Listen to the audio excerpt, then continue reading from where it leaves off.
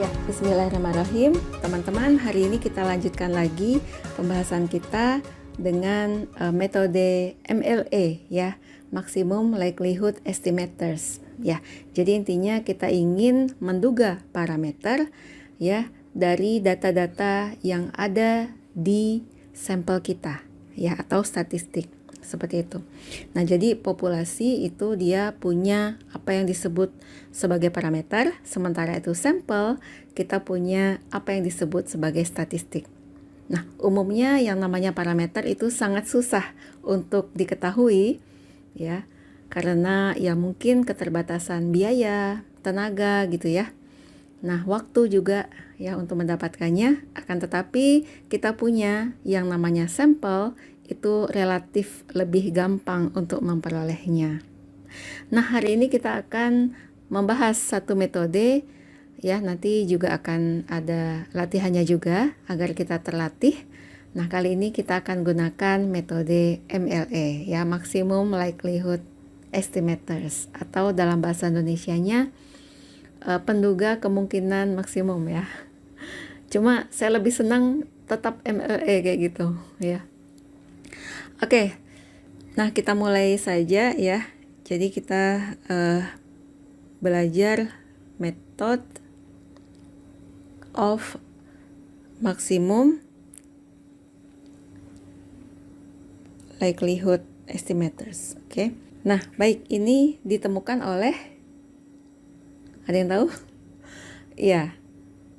Ini bukan Raden Ajeng ya, tapi ya Fisher ya, L.E. Fisher.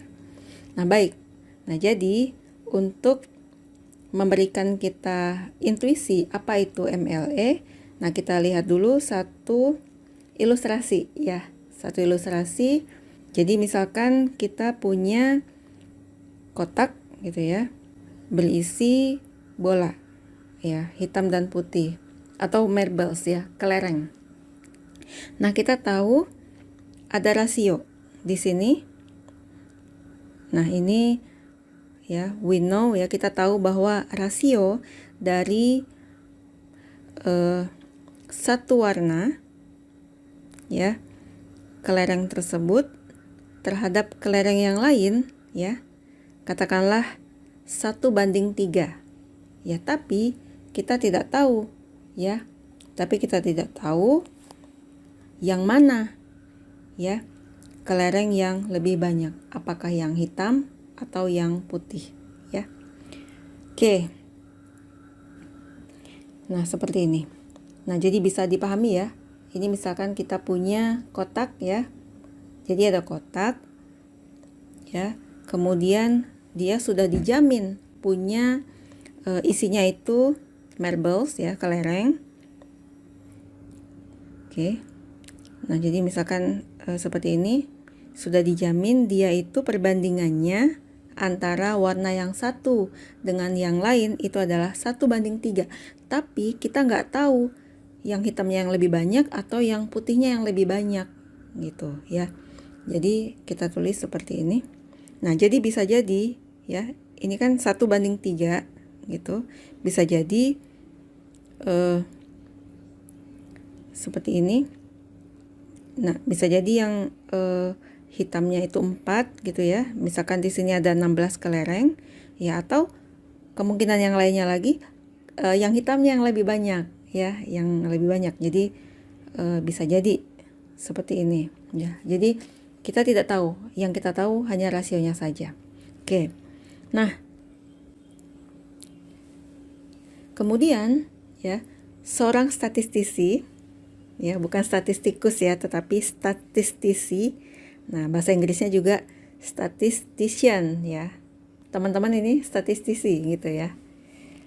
Nah, draws itu artinya bukan hanya menggambar tetapi juga menarik gitu ya.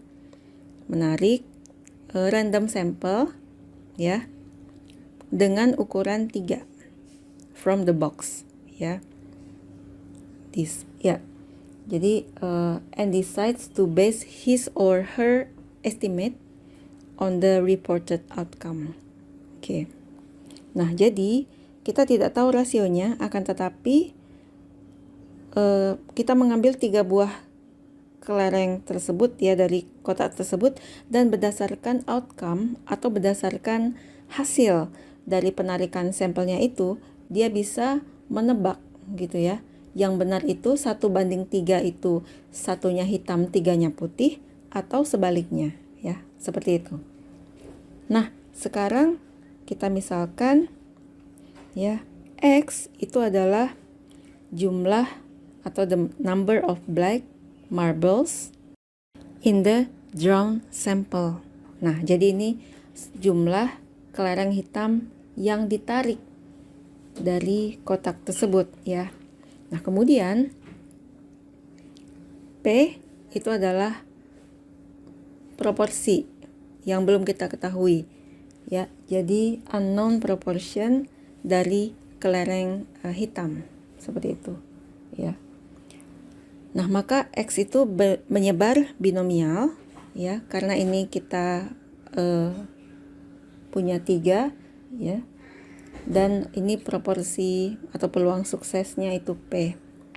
Nah, masalah kita ini adalah untuk mengestimate atau menduga P gitu ya.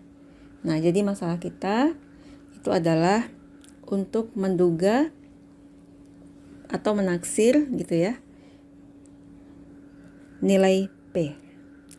Nah, kalau berdasarkan rumus atau ilustrasi yang sangat sederhana ini ya, P-nya itu bisa 1/4 ya, 1/4 ya, P-nya itu 1/4, atau yang satu lagi P-nya itu bisa 3/4 proporsinya ya. Hanya untuk ilustrasi ya, sekali lagi tentu saja kasus dalam dunia nyata tidak sesederhana ini begitu ya, akan tetapi untuk kasus kita yang kita tahu ya, jadi all that we know ya, itu P-nya 1/4 atau 3/4. Oke. Nah, ini yang halaman kedua ya. Nah, baik. Nah, berarti ya kita bisa mencari peluangnya ya dari sampel yang terambil tadi ya. Jadi kita gunakan ini ya, kemudian P pangkat X 1 dikurang P ya, kemudian 3 min X ya, kemudian X-nya atau jumlah kelereng yang terambil itu bisa saja tidak ada yang terambil, bisa saja 1, 2, atau paling banyak itu 3 gitu ya. Jadi bisa aja kan tiga-tiganya sampel yang kita ambil itu ketiga-tiganya hitam, atau justru kita tidak dapat sama sekali, atau bisa juga dapat 1, atau bisa juga dapat 2 kelereng hitam. Kemudian P di sini hanya ada 2 nilai, yaitu 1/4 atau 3/4. Nah, dari sini kita bisa membuat tabelnya ya. Jadi kita punya X ya, 0, 1, 2, 3 ya. Kemudian seperti ini. Kemudian kita punya P 1/4 dan P 3/4 ya. Nah, jadi untuk mengisi nilai di sini itu kita berarti kita ganti X di sini 0, berarti ini kombinasi 3 0, atau cara memilih 0 dari 3 gitu ya. Kemudian P kita ganti 1/4 pangkat 0 kalikan 1 dikurang 1/4 pangkat 3 dikurang 0 gitu ya. Nah, silakan nanti teman-teman cek ya, nanti hasilnya berapa, atau ada yang sudah tahu ini berapa. Kalau mau pakai kertas buram silakan ya. Nah, jadi contohnya ini ya, kalau kita punya kertas buram, jadi untuk mengisi yang ini kita punya 3 0, kemudian P-nya 1/4 pangkatnya 0, kemudian 1 dikurang 1/4 pangkatnya 3 dikurang 0 ya. Kombinasi 3 0 itu kan 1, kemudian ini 1/4 0 itu adalah 1, kemudian di sini 1 dikurang 1/4 itu adalah 3/4 pangkat 3 ya. Berarti kita punya 3 pangkat 3 itu 27, 4 berpangkat 3 itu 64. Nah, seperti itu ya. Jadi di sini kita isi 27/64. Dengan cara yang sama silakan nanti teman-teman isi ya semuanya ini ya. Yang ini 27/64 juga, silakan dicek. Yang ini 9/64 dan yang ini 1/64. Oke. Kemudian yang bawah ya kita ganti mulai dari X-nya 0, kemudian P-nya 3/4 ya. Yaitu 1/64, kemudian 9/64, 27 ya, 27/64 dan 27/64. Nah, seperti itu ya. Jadi ini maksudnya apa? Ya untuk yang ini, ya maksudnya adalah peluang. Kalau misalkan kita, atau yang ini aja, misalkan peluang kalau kita dari 3 sampel itu yang terambil itu ternyata hitamnya 1, nah peluang bahwa P itu adalah 1/4, ya peluangnya itu adalah 27/64, seperti itu ya maksudnya. Nah, jadi kalau kita lihat dari tabel ini, ya, ini kandidat ini yang paling besar itu adalah ini dan ini. Ya. Oke. Kemudian untuk yang di bawah ini yang paling besar adalah ini dan ini. Nah, itu maksud dari MLE, ya. Jadi maksudnya, ya, P sama dengan 1/4 ya, itu sepertinya lebih tinggi pada saat hitamnya itu 0 atau 1 ya. Maksudnya kalau misalkan kita mengambil sampel 3 itu ternyata hitamnya nggak dapet atau hitamnya cuma 1, maka sepertinya ya proporsi dari hitam banding putih itu adalah 1/4, seperti itu. Ya, jadi kemungkinannya kayaknya lebih tinggi pada saat P 1/4. Sama pada saat yang ini ya, pada saat kita mengambil 3 sampel itu ternyata yang terambil hitam itu 2 atau hitamnya semuanya ya, atau 3 gitu, maka 3/4 gitu ya. Jadi proporsi kelereng hitam sepertinya lebih banyak, yaitu 3/4 gitu maksudnya ya. Oke, jadi itu dia. Itu mathematical feeling kita lah. Jadi dari sini boleh kita lanjutkan. We observe, jadi kita amati ya, bahwa kemungkinan dari P itu nilainya 1/4 ya, itu lebih tinggi ya ketika X-nya itu 0 atau X-nya itu 1. Oke. Dan ya, sama halnya di sini P sama dengan 3/4 ya. Likelihoodnya ya P 3/4 itu lebih tinggi ya pada saat X-nya itu 2 atau 3. Oke. Nah, jadi ya kita bisa simpulkan ya bahwa kita menduga ya P atau P topi seperti itu. Kita tulis di sini P topi MLE gitu ya.